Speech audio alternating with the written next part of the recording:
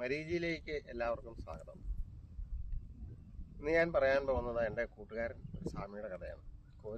കോട്ടയം ജില്ലയിലെ കോരുത്തോട് എന്ന് പറയുന്ന സ്ഥലത്ത് പത്മനാഭൻ സ്വാമി എന്ന് ഒരു പരദേശിയായ ഒരു സന്യാസി ഉണ്ടായിരുന്നു.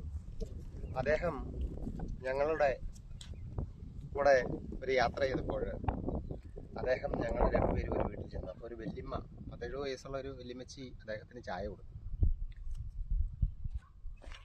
അപ്പോൾ സ്വാമി ഇടത് കൈകൊണ്ട് ആ ചായപാത്രം വാങ്ങുകയുണ്ടായിരുന്നു.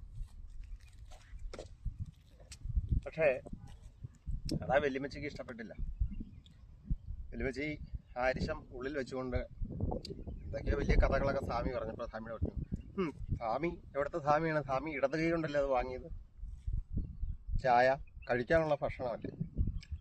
സ്വാമി വളരെ രസികനും നല്ല അറിവുള്ള ആളുമാണ്. അപ്പോൾ സ്വാമി പറഞ്ഞു, ഒരു കാര്യം ചെയ്യാം, വാക്കത്തി ഒരു മുട്ടിത്തടിയും കൂടെ എടുത്തുകൊണ്ട് വരാമോ എന്ന് ചോദിച്ചു.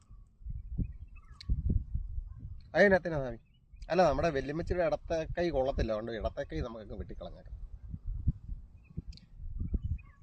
അപ്പൊ പിന്നെ നാളെ അമ്മ പല്ല് തേക്കുന്നതും ചോറുണ്ണുന്നതും പുറകുവശത്തൊക്കെ വൃത്തിയാക്കാൻ വേണ്ടി മലമൂത്ര വിസർജനം ചെയ്താൽ ഈ വലത്തേക്ക് തന്നെ ഉപയോഗിക്കേണ്ടി വരികയില്ലേ?